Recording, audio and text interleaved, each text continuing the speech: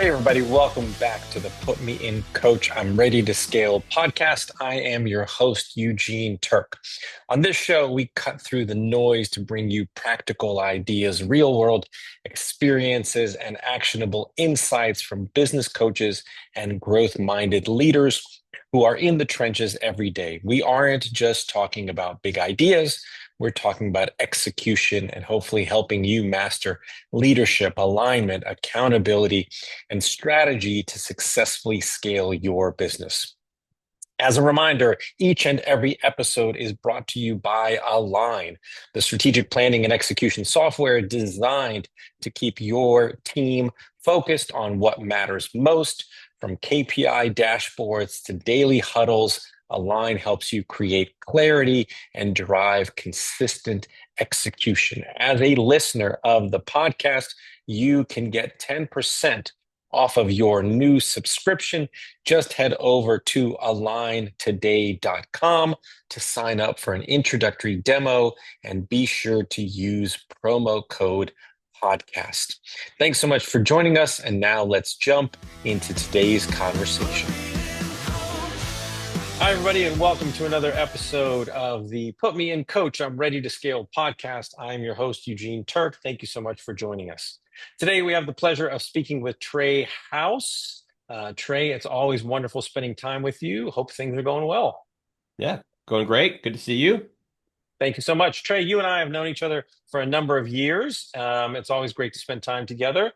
But for those listeners and viewers of this podcast who may not know you as well, do you mind sharing a little bit about yourself, your coaching practice, and sort of what brought you to the world of coaching? Sure. Well, thanks for having me on.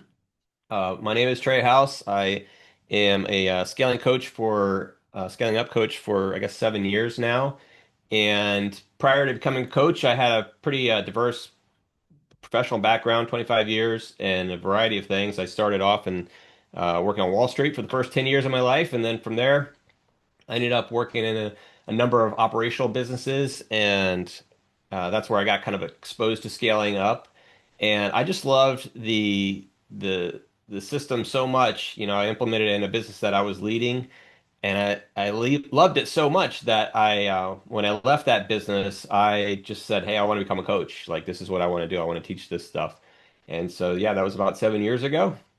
And now I'm here. I live right outside the Washington, D.C. area, and just had the pleasure of working with a whole bunch of different entrepreneurs and business owners, helping them implement scaling up. So that's kind of been my path.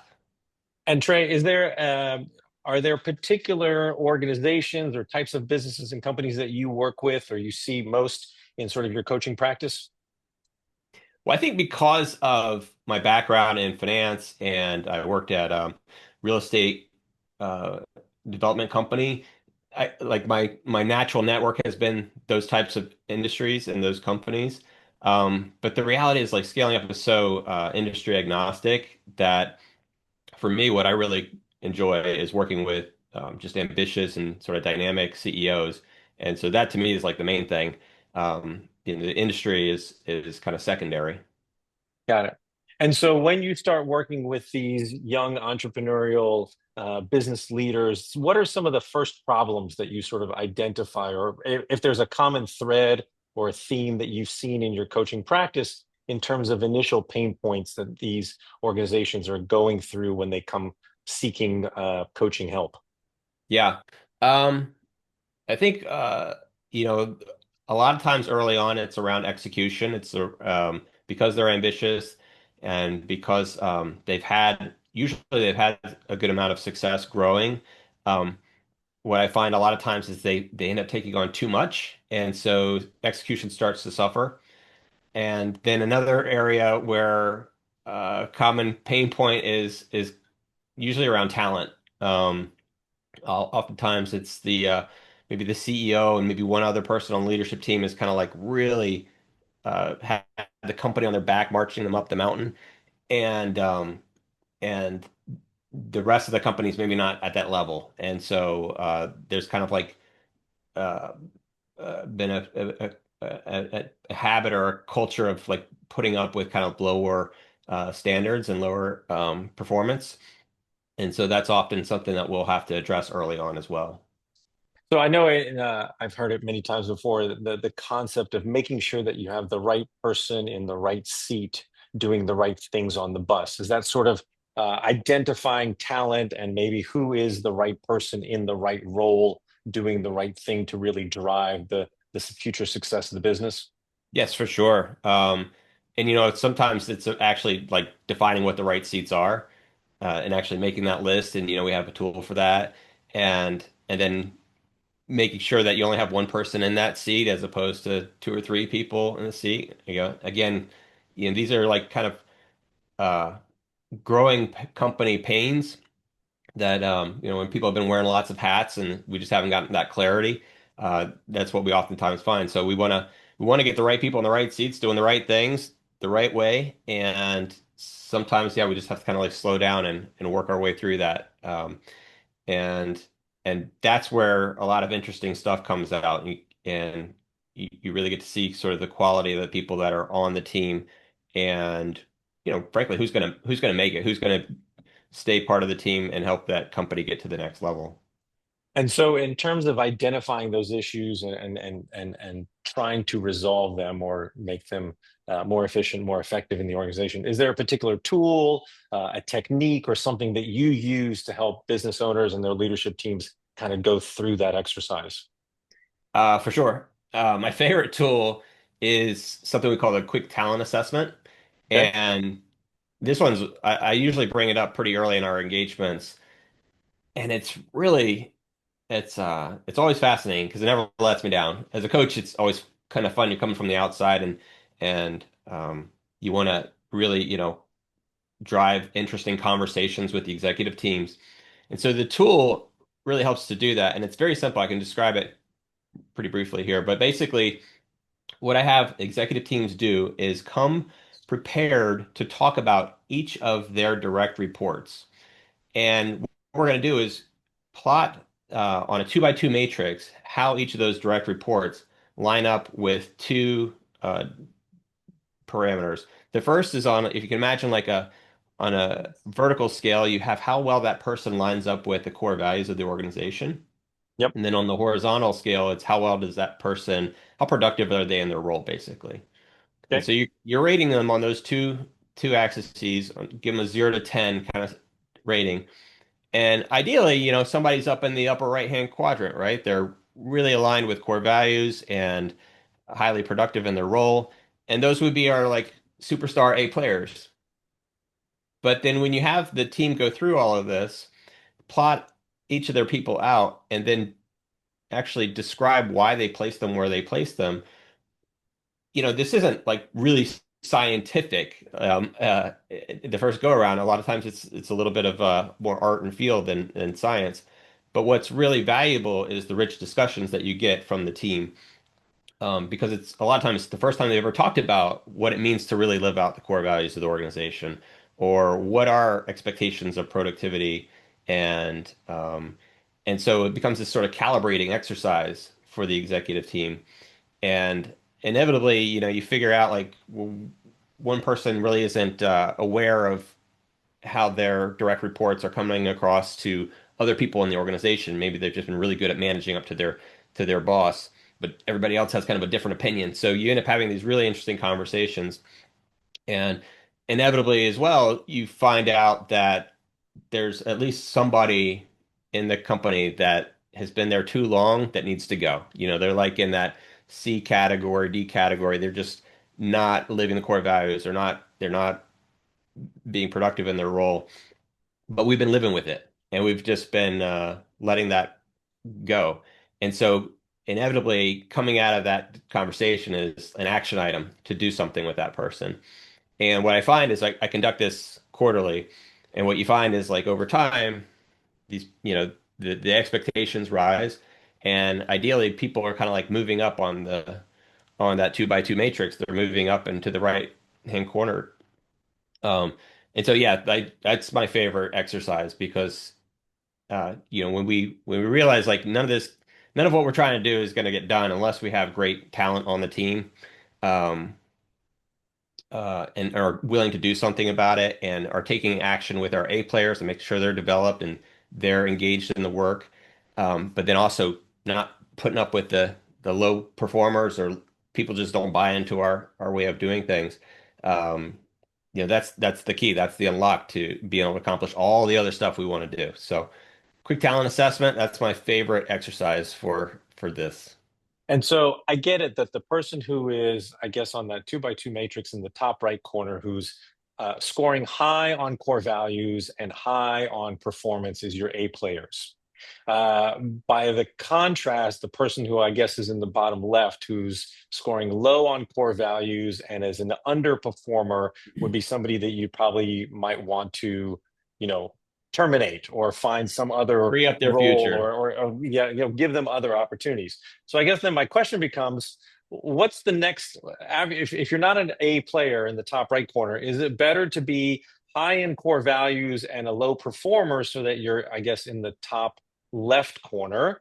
Or is it better to be lower on core values and a higher performer in the bottom right corner? Which is your next ideal sort of talent assessment candidate? Yeah, I would say that upper left-hand quadrant where they're high on core values, they fit the culture, right? And Right? then it's all about coaching them up to become more of an A player. So, it may be that they need more development in their current role, or it may be that they're just in the wrong role in the company. It's just not a great fit for their skill set and their talents. And so, those people that fit the culture, you can teach a lot of skills and competencies that those values, those tend to be a little bit harder to teach, right? So I definitely would prefer those upper left-hand quadrant. The folks down in the right-hand quadrant, they're really high on productivity and lower on core values can be a very big challenge because oftentimes we're super dependent on those folks because they are so productive, and yet they can be toxic and cancerous to the organization. And so uh, you know, we have to be real about the impact they're having on other folks, even though they are so productive. So I always tell teams like, hey, we can keep these people around, but we got to keep them on a short leash, and like they've got to get their act together and um, start aligning themselves with the values, or we need to make other arrangements. We need to find their replacement, and so put it on a shorter clock of like 3 to 6 months to deal with that situation is usually the advice I would give.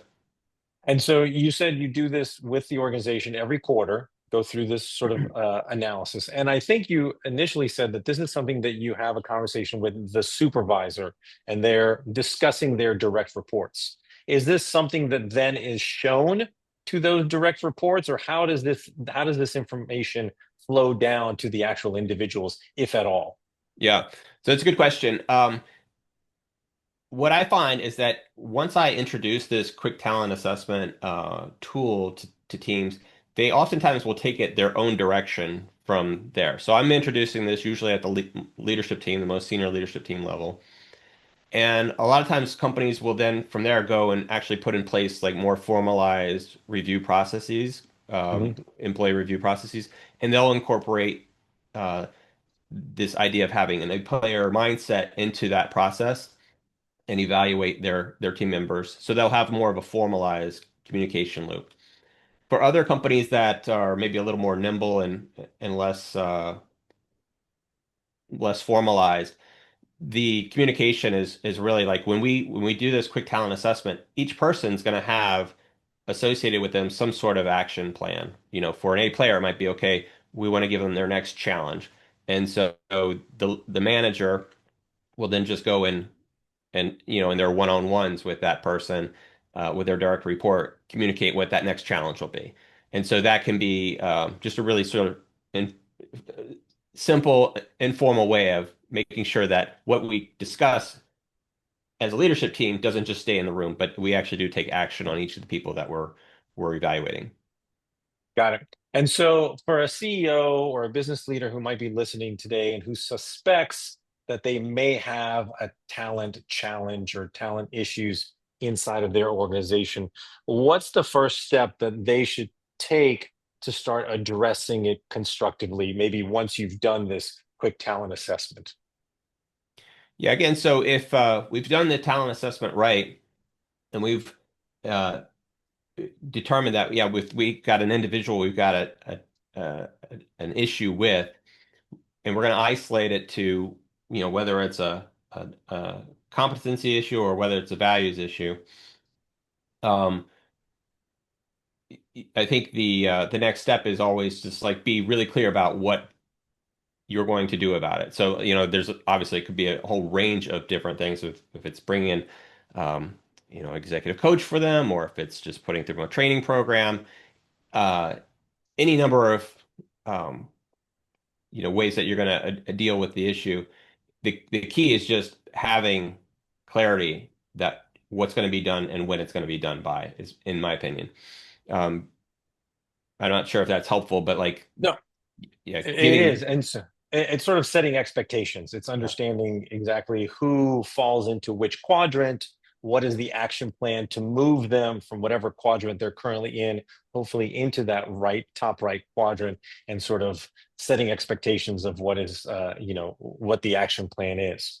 And so just as a final question about this quick talent assessment, what are some of the real impacts and the benefits that you've seen in your coaching clients when they've gone through and done this exercise? What's the real sort of objective win that comes out of all of this?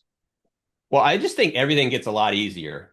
Really, it gets a whole lot easier when you have great people on your team that are two, three times more productive, two, three times more creative than your average Joe. Like everything just becomes a lot easier. And you spend your time stressing about how are we going to make the most of these people's talents and how are we going to keep them interested in our business and not getting recruited away by the competition, right?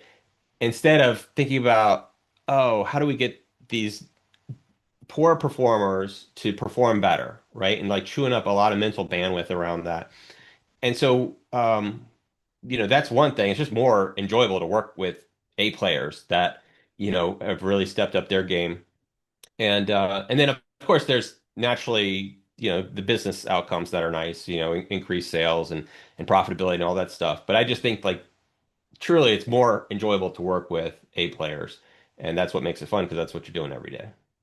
Awesome. And just to summarize, it's literally just a simple sheet of paper where you draw an X, and you've got the X axis being core values, or maybe the X axis being Productivity. productivity, the Y axis being core values, and plotting each person sort of where they fall on a scale of 0 to 10.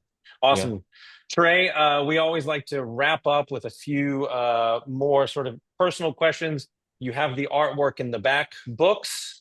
I know the story behind that. In lieu of actually having a bookshelf full of books, you just have art that says books. Is there a current book, nonetheless, that you are currently recommending or encouraging all of your coaching clients to read, or that's currently at the top of your reading list? Um, I mean, I think for business leaders, I really enjoyed the Elon Musk biography by Walter Isaacson. I Yep. think in terms of just, I really enjoy watching. SpaceX is my favorite company, so I really enjoy watching what they're doing, building in public, and just the incredible amount of risk that they take and ambition that they've taken on. And so I think the book really captures what it takes to, for Elon to like lead this and just do things that nobody's ever done before against all sorts of challenges. Um, and to build a team and get people to buy into it. I just think it's really inspiring. And so that is a great book that I think all leaders should read. Awesome. Walter Isaacson, of course, is from New Orleans, lives here. Right on, yeah. Um, Also, favorite place to visit in the world? Um, I haven't been in a while, but I spent a lot of time in like Thailand. That was Mhm. I had my honeymoon there. I did some backpacking there, so I really have a special place in my heart for Thailand.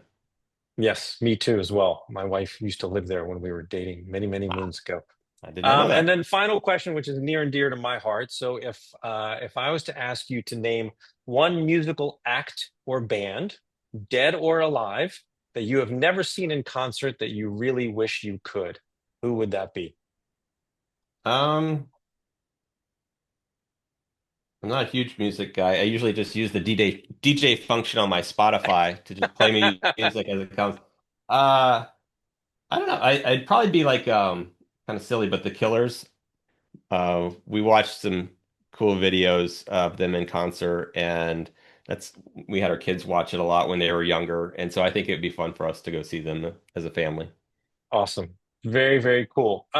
Trey, always a pleasure speaking with you. Thank you so very much for the time, for the wisdom. For those of you that would like to learn more about Trey and his coaching practice, his website is goperficio.com. That is GoPerficio, goperficio.com. You can certainly learn more about him and his coaching practice, and learn about the talent assessment and maybe try to implement it in your organization and see where individual employees sort of get plotted and figure out ways to get everybody into that top right quadrant to really accelerate the growth and success of your business. Trey, always a pleasure seeing you. Thank you so very much for your time, and I hope you have a wonderful day. Thanks. This was fun. Take care. Thanks.